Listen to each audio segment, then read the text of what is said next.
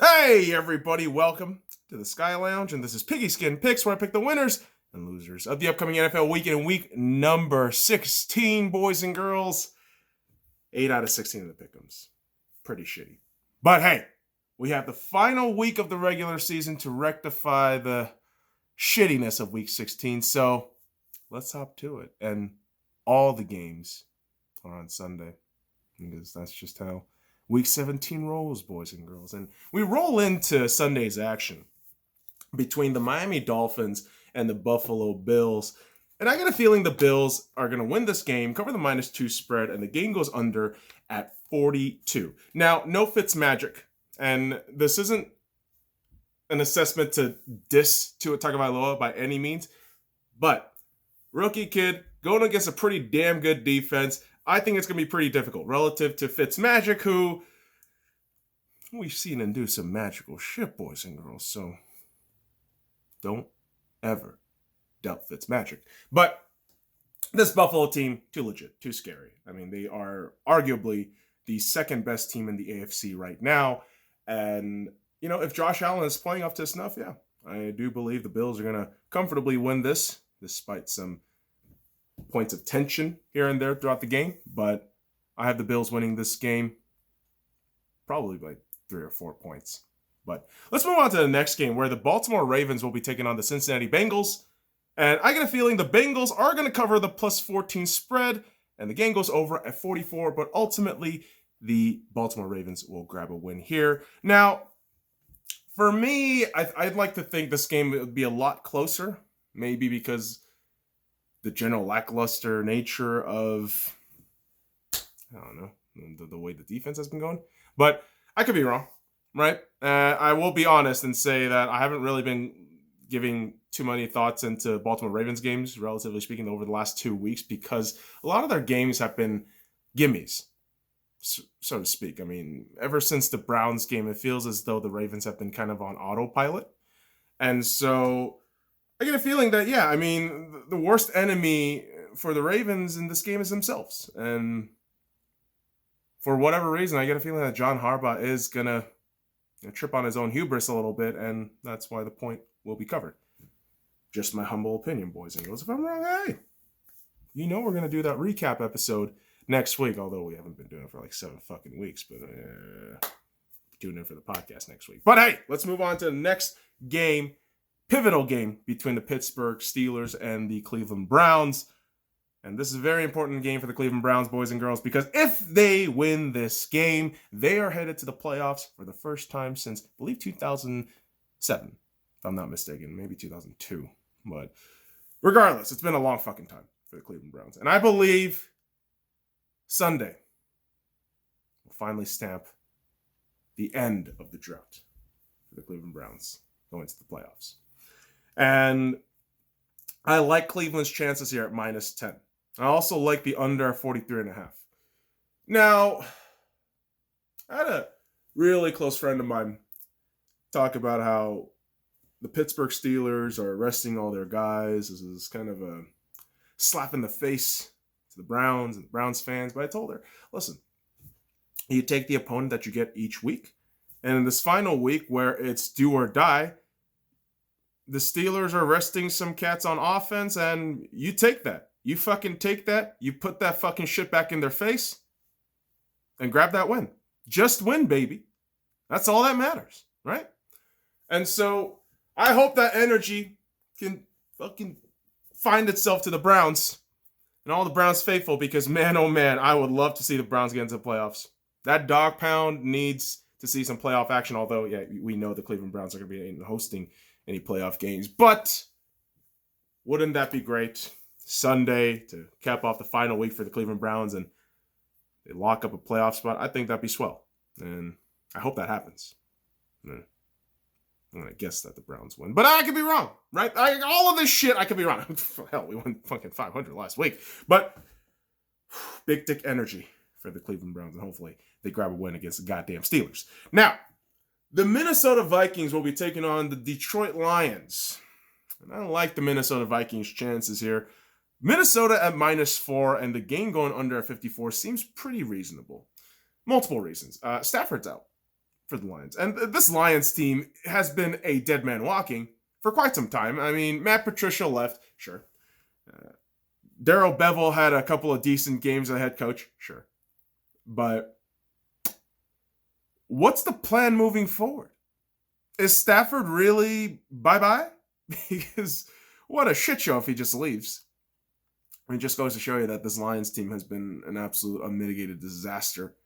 I mean, for damn near a century. So, unsurprisingly, the Lions skid to another shitty season. And I think the Vikings, despite their record, I think relative to the Lions, the Vikings can hold their head up high, man. Because, holy shit, Justin Jefferson is absolutely fantastic. I mean, you have a young wide receiver just breaking all kinds of records. And still a pretty young defense. And, you know, if you can kind of finesse yourself out of the Kirk Cousins contract, or aka Derp Cousins, I think you're going to be fine in the upcoming future. But in this immediate future, on Sunday against the Lions, I do believe the Vikings grab a win. Maybe a dominant win, just because it's the last game of the season and no one really gives a shit except Zimmer. So, yeah, get the Vians. The combination of Vikings and Lions, just pure shit and mediocrity. Yeah, I got this game going for the Vikings. And let's not talk about it anymore because it's boring as shit. But hey, there's a game of intrigue in this next matchup. The New York Jets taking on the New England Patriots. I got the Jets winning this game. I like the Jets at +3. I like the under at 44.5, and there are multiple reasons why. A lot of this has to do with the fact that the Patriots have been absolutely awful this season. Multiple times throughout the season, you had to turn from Cam Newton to Jarrett Stidham. Even one or two occasions because of injuries, you had to go to Brian Hoyer. And so you're left to wonder, hey, what really are you going to do with this Patriots team? If you win this game, what is the fucking point? Just lose. Get a better draft pick. The Jets are fucking that up for whatever goddamn reason. I guess Adam Gase leaving the building has everybody in such a fucking hoorah mode that logic doesn't even fucking come into their heads. Like, oh, we should try to lose to maintain that number 2 position because, oh boy, if the Jets win this game, I mean, you could potentially go number 3 overall, which, fuck, man, that would suck. And I could be wrong on the math there, but yeah, I just get this weird feeling that the Jets are going to win 3 games straight, and this is just hilarious. The Jets, the final 3 weeks, couldn't lose games and secure a pick for Trevor. Holy fuck. Or maybe they knew Trevor wasn't coming. Maybe that was the whole deal and then decided to switch around. But again, it's like, it doesn't make any fucking sense. But who cares? It's the end of the season. The Patriots have nothing to play for, and the Jets have some retarded ego to satiate. So, yeah, I get the Jets winning this game. Now, the next game, I have another New York team winning their game in their respective matchup. And it's curious because I have all 3 New York teams winning. And so, yeah, I do believe the Dallas Cowboys will lose to the New York Giants, and the Giants covering that +1.5 spread, and the game going under at 44.5. Doesn't it feel like the Cowboys are going to just choke this game away? I get a feeling that Andy Dalton's going to get some sort of lead, right? By the third or fucking second quarter, you're going to get a substantial lead by the Cowboys, but some way, somehow, that defense is going to hold anything, maybe for a penalty flag, but I have no confidence in this Cowboys team because there is so much contingency going on with this shit division in the NFC East where, yes, the Eagles are out of playoff contention. And Sunday Night Football will be the Eagles and the Redskins. And yeah, spoiler alert, kids, I think the Redskins are going to lose. So in my mind, the winner of this game, right, will be the winner of the NFC East. And I think in that regard, I really got to give it to the Giants. And yeah, Alex Smith certainly makes that Redskins operation run relatively smoothly. And that defense is pretty damn solid for the Redskins. But I gotta tell you, man, this Giants defense, on par, marginally iffier, but I like their chances on the offensive side here, against the Cowboys at least. So I get the Giants winning this game, and it's just be an ugly NFC East. But hey, what do you expect from the NFC least? It's an ugly-ass division of football. But hey, we move on into another grimy division in the NFC, in the NFC South, where the Atlanta Falcons will be taking on the Tampa Bay Buccaneers. I got the Buccaneers winning this game. I got the Falcons, though, covering at +7 and the game going under at 50. And you know the Falcons need to lose. Your boy, Young Hoku, the savior of the Falcons, is going to go ahead and do that. I mean, he was arguably the best kicker in the NFL this season. Yeah, he had that one miss last week. I mean, he had a couple of misses, throughout the course of the season, but that one miss last week stands out because, it's a typical fucking Falcons loss. But Young Hoku, he fucking uses that goddamn brain to make sure the Falcons can secure a top draft pick. So I get a feeling that Tampa Bay, they're going to struggle a little bit. They are. I mean, division rival games, generally speaking, are a lot tougher than people make it out to be, despite how, bad one side of the opponent can be. Yet, I get a feeling that the Falcons are going to keep this really close. Yet, heartbreaking way they're going to lose. And secure a top draft pick, and then 2 years down the line, choke another fucking Super Bowl. Isn't that how this shit works? Narratives don't die, kids. That's the kind of beauty of sports ball. It just kind of repeats itself. But it's definitely going to repeat itself, and what has been repeating itself for a goddamn 100 years. And these two fucking fan bases never let you forget this shit. The Green Bay Packers and the Chicago Bears are going to be taking each other out, hopefully, on Sunday. Well, no, technically they can't because Green Bay's already secured a playoff spot, and the Bears need to win to make their way into the playoffs. I believe Arizona has to lose, if I'm not mistaken, but I could be wrong. Yet, very interesting matchup between the Green Bay Packers and the Chicago Bears. On one side, you have a team that is just so full of bravado and arrogance that, yes, nothing really matters in front of them, right? Packers are the greatest fucking team, and Aaron Rodgers is going to win the MVP. As I've said before at the beginning of the season when Russ was even hot, I said media attention is going to go to Rodgers. I told you motherfuckers that Rodgers is going to win this shit, and he probably is. You know what?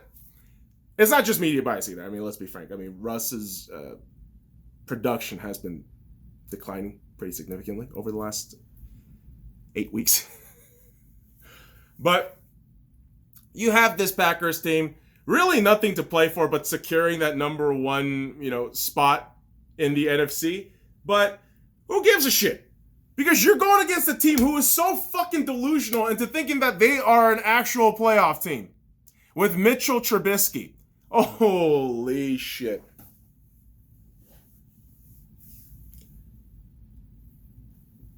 It's like all you stupid motherfuckers just think any goddamn thing in front of you that's shiny is good. Like, no. Mitch Trubisky was coming in for Big Dick Nick, who was ass. Was it Chase Daniels, too, for a minute? And then you put this kid in, it's magical because you will get one against shitty opponents. Oh, my God. I don't like the Packers, but I kind of want the Bears to realize life lessons in the harshest way possible. And, I do think the Packers are going to win this game. They're going to cover that spread at -4.5. And the game goes over at 49.5, and who gives a shit because the Packers are probably losing the playoffs. So much salt! Yeah, that's how you shit on two teams simultaneously. And get called a toxic fan. Fuck you, Seahawks, fuck! Like, all right, dude, whatever. Don't care. Because all I'm here to care about are my picks. And the next pick I got, boys and girls, is between the New Orleans Saints and the Carolina Panthers. I got the Saints winning this game. But I like the Panthers to cover the +6 spread and the game to go over at 46.5. And we all know this is the game before the playoffs for Drew Brees to get himself warmed up and get shit rolling. And in that regard, the Panthers defense, young defense, should be a very interesting test for Drew Brees. And, I mean, Alvin Kamara is just coming off of that super spicy Christmas Day 6 fucking touchdown game. So you can only imagine he's just chomping at the bits a little bit. Like, all right, a little bit of a tougher defense. Let's see what we got. But very interesting matchup in the division rivalry sense. Right? I mean, all throughout the weekend we got division rivalry games, and going to be fucking intense. And no more so than the Jacksonville Jaguars taking on the Indianapolis Colts, where, yes, I do think the Jaguars are going to cover that plus 14 spread. I also like the under 49.5. But yeah, the Colts will win. You know, they're desperately clawing for a playoff spot or trying to hold on to a playoff spot with a lot of things having to go in their favor. And the Jacksonville Jaguars have absolutely nothing to play for because they already won. They already won. They won the number 1 overall pick. What have I always said, kids? And this is a quote from my brother. There are 2 winners in any given NFL season. 2 winners. The number 1 overall draft pick winner, right? And the Super Bowl winner. Then you have 30 losers. Makes sense. Makes sense. And Jacksonville Jaguars, you're already winners. You won the number 1 overall pick. And I get a feeling that, yeah, a lot of things are going to come into confluence where the Jaguars will keep it close, but Colts come out with a win.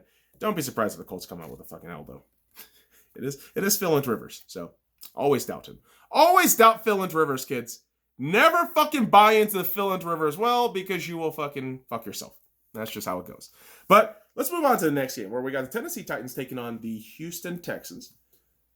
And you know what? I think the Titans are going to grab themselves a win here. I like the spread at -7. I also like the game to go over at 56. Now, Houston's defense is nothing to write home about, but oh my God, the Tennessee Titans defense is suspect at best. And a lot of times when you see them play, it's almost as though, okay, you're either going to put up a brilliant performance or you're going to put up just a kind of shambolic fucking outing where, 2-3 touchdowns later, you're thinking, oh my God, the Titans are in for a fucking rough ride, even though you got King Henry doing his thing and Ryan Tannehill low-key having a really good season, right? And yeah, despite all of that, I do think the Titans are going to grab a win, mainly because of the sheer incompetence and just the pure shittiness of the Texans. And you hear it in J.J. Watt's post-game conference last week, where he's pointing out guys in the locker room. And yeah, he gets to do that. He's a fucking leader. He's been there, done that. And he expects excellence. And, I've said that, hey, get JJ out of this team. I don't see JJ leaving, but man, the Texans are doing everything in their power to just alienate great players in their organization. And yeah, I do get a feeling that despite JJ's love for this franchise, it's just a shit situation for the Texans. And fuck Bill O'Brien, man. That man has fucked over this franchise for the next 5 to 10 years. And yeah, Texans, good luck. I got nothing to say to you. You fuckers are fucked, and you're just going to drown with Deshaun Watson. Unless you luck into some decent draft picks over the next few years, but the Dolphins have your next draft pick. Remember, Laramie Tunsil. Good job, kids. Now, let's move on into the next game, where you got the LA Chargers taking on the Kansas City Chiefs. You know what, man? I know the Chiefs aren't going to play their main starlet in Patrick Mahomes, but I do think the Chiefs are going to cover the spread at +4.5. The game goes under 42.5, but yes, ultimately the Chargers come out with the win because you have Justin Herbert's on the other side versus, God only knows, you're probably going to put Sorensen, right? One of the fucking quarterbacks there in the Chiefs. I have no idea who you got, but Justin Herbert is doing this whole fucking campaign. I'm pretty sure the organization has it in their mind that, hey, this kid's going to run Rookie of the Year, Offensive Rookie of the Year. And let's make sure we punctuate that shit with a brilliant final game against the Chiefs. And yeah, the Chiefs already secured the number 1 overall spot in the AFC, so they really don't care. So I get a feeling that Herbert is going to have an outstanding game against a pretty decent defense, even though they're probably going to rest a lot of the main guys.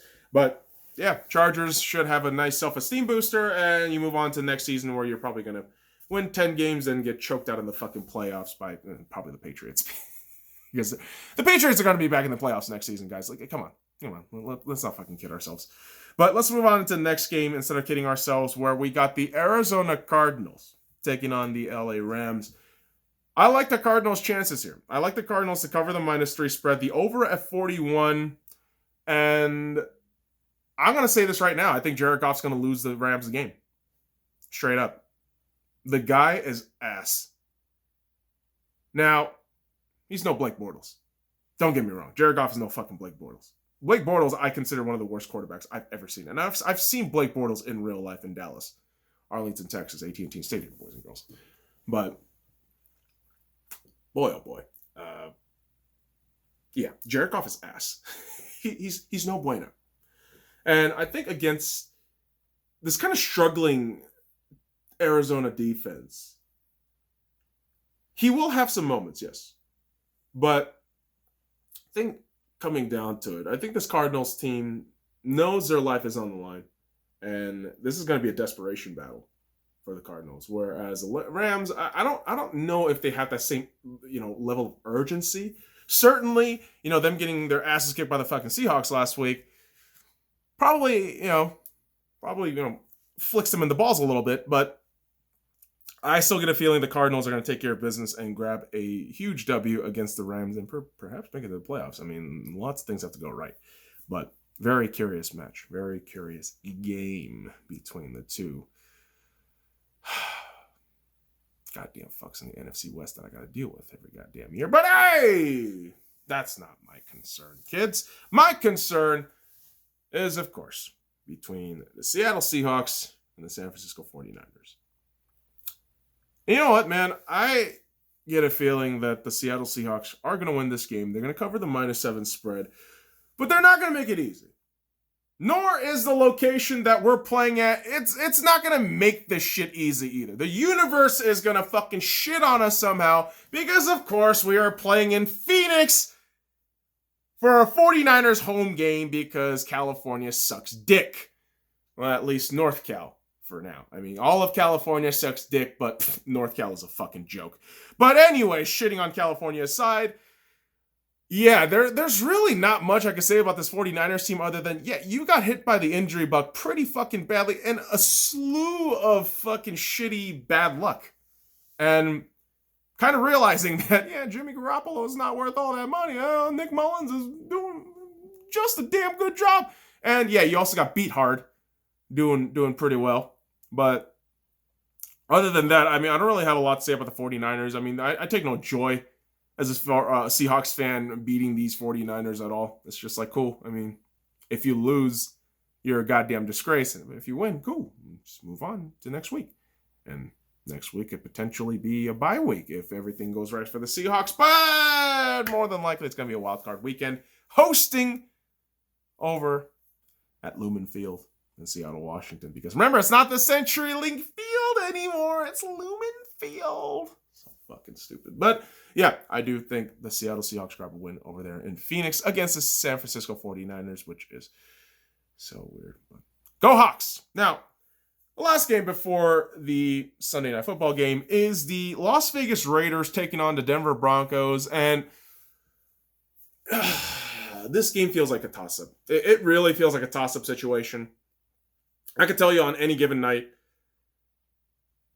either team can win, but it just feels as though this upcoming week on Sunday, the Raiders are going to grab this win, cover that -2.5 spread. The game goes under at 50.5, and yeah, not much to say about either teams. Of course, I mean, the Denver Broncos, you have more, I guess, of an excuse, so to speak, because yeah, you have all the injuries, you have all the shit, and yeah, Von Miller was out.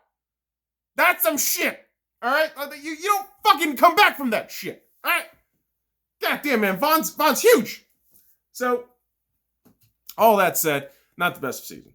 Whereas the Raiders, I mean, you started off so fucking hot, and then just the sheer mediocrity after the arrogance just attained from beating the Chiefs, what, week 6, week 5? What the fuck is wrong with you people? What the fuck is wrong with you people? You settled. You got complacent. You were happy about that shit. We beat the Chiefs. Shut up! Oh my God, John Gruden's arrogance throughout the last, 4 weeks of the season, it's been pretty apparent. At least in my eyes. But nobody in Oakland or Las Vegas is ever going to tell you that shit, nor Los Angeles, because that's where all the Oakland Raiders fans are. And I still call them Oakland. There's never been a fucking fan inside Las Vegas Stadium. So, in my eyes, they're still the Oakland Raiders. You've never seen a fan over there in Las Vegas, so you can't really call yourself a Las Vegas Raiders at this point. And what an abysmal season relative to how you started and all the expectations and hype. And so John Gruden is going to have a lot to think about in the offseason, whereas the Denver Broncos, you do have a lot to think about, but compared to the Raiders, I think you're going to be better. You're going to be way better off next season, although the Drew Lock is a bit questionable, but that's for next season, right? Now, Sunday Night Football, boys and girls, comes down to the Washington Redskins and the Philadelphia Eagles. And I said this earlier, the Philadelphia Eagles will probably grab a win. A completely unnecessary win, but they'll grab it regardless. I think Jalen Hurts is a very interesting cat moving forward. And man, I don't know how the situation with Carson's going to go out, but you just get this feeling that despite Washington's really, really solid defense, and shout out to Terry McLaurin, Jesus, fucking up names here. But what I'm not going to fuck up is the fact that, I don't trust the quarterback situation for the Redskins. And for whatever reason, the entire team of the Eagles plays just better, offense and defense, when Jalen Hurts is there. And I guess the news of Doug Peterson sticking around for next season certainly doesn't help, but you get a feeling that, Eagles are probably going to do whatever they can to grab a win here, and I like the Eagles' chances covering the +4 spread and the game going under 44. So that's all the picks for Week 17, boys and girls. So from the top, I got the Buffalo Bills, the Baltimore Ravens, the Cleveland Browns, the Minnesota Vikings, the New York Jets, the New York Giants, the Tampa Bay Buccaneers, the Green Bay Packers, the New Orleans Saints, the Indianapolis Colts, the Tennessee Titans, the Los Angeles Chargers, the Arizona Cardinals, the Las Vegas Raiders, the Seattle Seahawks, and the Philadelphia Eagles. So hopefully, boys and girls, we get a lot more correct than fucking 8 like last week. And certainly around Tuesday or Monday, I'm going to be releasing the Piggyskin Picks review for weeks 11 through 17, essentially just going over the latter half of the season, what's happened, playoff implications, lottery picks and all that. So it should be a good time. 30 some odd minutes of football talk and more or less previewing what's to come in wildcard weekend. So it should be a good time. In January is still football season. So, hey, good times. So, boys and girls, that'll do it for me. Follow me at the Sky Lounge on all the links in the description below. Like, comment, subscribe for more daily contents. Until next time, kids. Fuck off.